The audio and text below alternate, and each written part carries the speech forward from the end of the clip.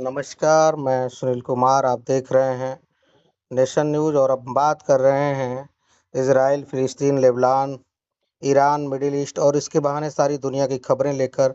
आज जो सबसे बड़ी खबर है वह गजा से है। गजा एक इजरायली अखबार है, मारी मरियो अखबार। बेसिकली निकलता है हिब्रू में, लेकिन उसका अंग्रेजी ट्रांसलेशन भी अवेलेबल है। उसने यह खबर दी है कि नॉर्थ में जिस तरह की लड़ाई चल रही है, उससे परेशान होकर इजराइल को अपनी टेक्निक बदलनी पड़ी है। उसका कहना है कि पिछले 2 हफ्तों में 11 से ज़्यादा लोग मारे जा चुके हैं और काफ़ी लोग घायल हुए हैं।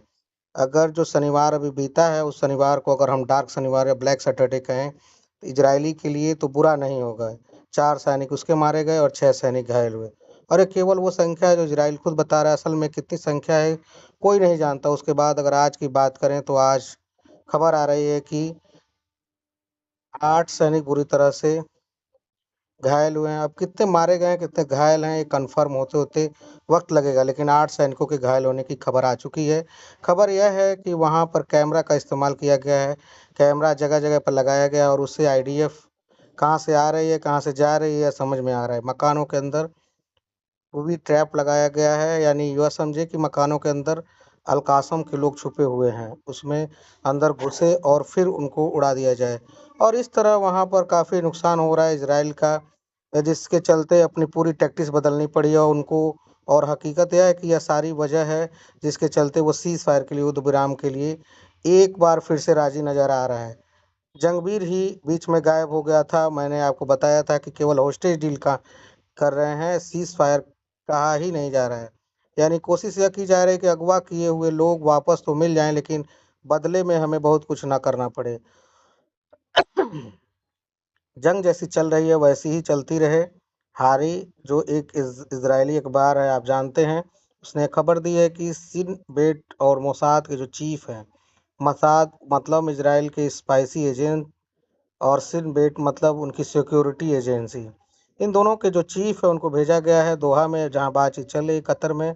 बातचीत चलने के बाद इस तरह की चीज़ें आ रही हैं जिससे ये लग रहा है कि सीज़ फायर जल्दी हो सकता है। यह मज़ेदार खबरदार हेडिंग छपी हुई है। जेरूसलम पोस्ट में की हेडिंग कहती है कि इज़राइल इस बात से बड़ा हैरान है कि हमास सीज़ फायर के लिए तैयार हो गया।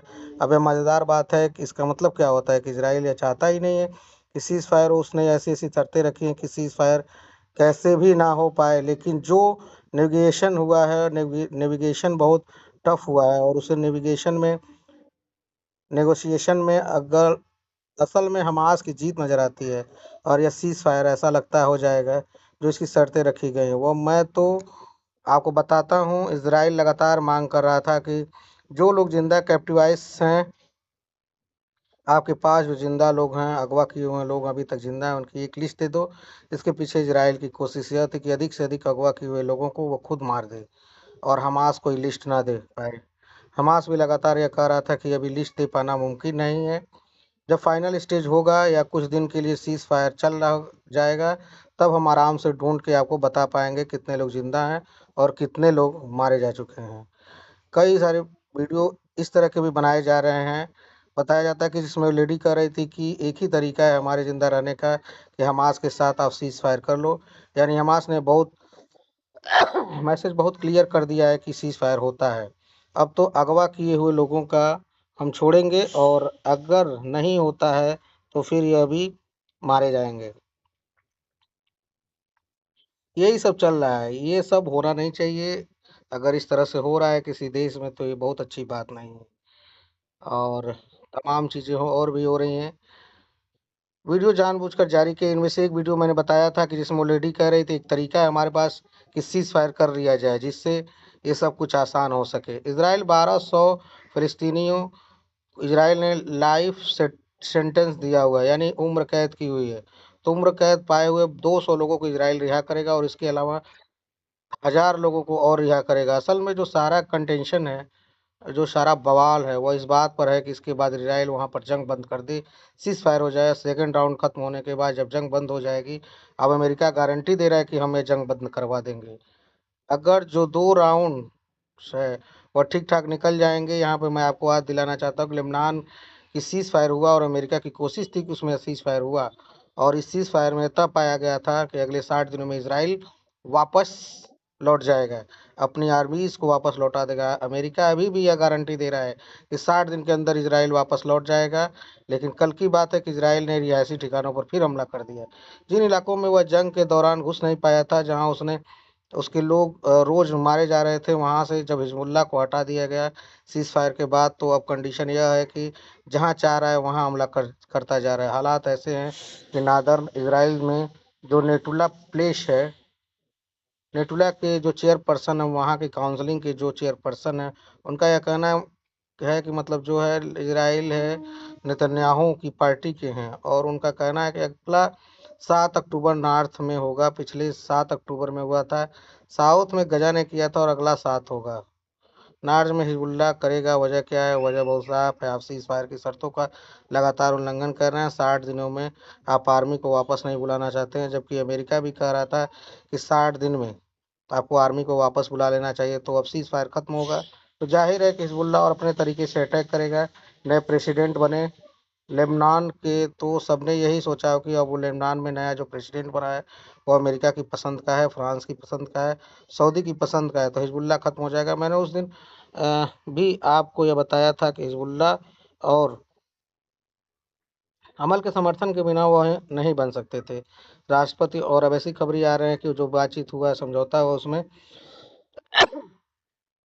यह हुआ है कि लीटर नदी के किनारे यानी इजराइल की जो बाउंड्री है, इजराइल की जो सीमा है, वहाँ पर हिजबुल्लाह ऑपरेट नहीं करेगा, लेकिन बाकी जगहों पर उसको ऑपरेट करने की आज़ादी होगी। तो जाहिर है कि जहाँ मामला गड़बड़ होगा, उसके लिए आगे बढ़कर लीटन तक पहुँचना या नॉर्दर्न इसराइल तक पहुँचना इतना मुश्किल भी नहीं रह जाएगा। इंटरनेशनल रिलेशंस में, इंटरनेशनल मामलों में ब्लैक एंड वाइट नहीं होता है, बहुत कुछ होता है। और हिजबुल्लाह सबके बाद लेबनान में ठीक ठाक समर्थन वाला संगठन है। शिया मुसलमानों की वहाँ अच्छी खासी संख्या है जो हिजबुल्लाह के साथ खड़े हैं, और शियाओं के अलावा भी क्रिश्चियंस में और बाकी में भी एक हिस्सा है जो हिजबुल्लाह के साथ खड़ा है। तो यह है, तो अमेरिकन गारंटी का मामला है, आपको बता रहा था। इसलिए अल कासम या हमास जो है, इस बात को लेकर सावधान होगा कि अमेरिकन गारंटी पर कितना भरोसा करना है, कितना भरोसा नहीं करना है। इसलिए सीधी शर्त यह रखी जा रही है कि आईडीएफ का विड्रॉल करना है, और कई जगहों से खबरें आ रही हैं कि नार्दर्न गजा से विड्रॉल करना आईडीएफ ने शुरू कर दिया, और अब यहाँ वहाँ से बदली टेक्निक के तहत हुआ है, या फिर सीज फायर का आदेश सामने होने पर हो रहा है। यह देखने वाली बात होगी, 2 4 5 दिन में समझ में आएगा, क्योंकि अब जैक सुलियन अमेरिकन जो नेता है, बाइडेन भी कह रहे हैं कि 22 जनवरी के पहले सीज फायर हो सकता है। अगर ऐसा हो तो हमसे ज़्यादा खुश कौन होगा। अब तो खैर बाइडेन की बात छोड़िए, अब तो ट्रंप आ चुके हैं, अब ट्रंप ही बताएंगे कि क्या करना है। इस जंग के दौरान 4500 लोगों के अंग काटे जा चुके हैं, जिसको एम्पुटेशन कहते हैं, यानी पैर काटने पर, हाथ काटने पर किसी का कुछ।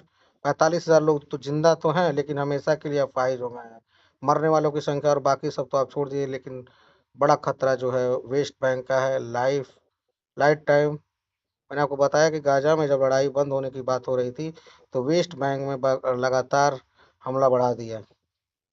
इसराइल ने अभी कल की घटना है, 2 बच्चे तैयार होकर स्कूल के लिए जा रहे थे, एक 8 साल का, एक बच्चा 10 साल का बच्चा, और इजरायली ड्रोन ने दोनों को अटैक कर दिया। अब ये कहते हैं हम तो निशाना लगा के मारते हैं, हम तो सिर्फ आतंकवादियों को मारते हैं। हमास को जाहिर तौर पर आतंकवादी कहते हैं। ये 8 और 10 साल के स्कूल जाने वाले बच्चों को कौन से आतंकवादी थे, इसका जवाब इजराइल से कोई नहीं पूछेगा। इजराइल की चमचागिरी करने की जिद इतनी है कि वह जो राष्ट्रपति बनने वाले हैं, के उपराष्ट्रपति हैं, उनका एक बयान आया, उसमें कहते हैं कि अगर 20 तारीख तक समझौता नहीं हुआ, अगर 20 तारीख तक यह बातचीत फाइनल नहीं हुई, तो हम इजराइल को खुली छूट दे देंगे कि वह जाए और हमास के साथ जो चाहे वो करे। तो यह बात पिछले 14 महीनों से क्या आपने इजराइल को ये छूट नहीं दी थी? आप कह रहे हैं कि हम इजराइल को छूट दे देंगे कि वो हमास को पूरी तरह से खत्म कर दे।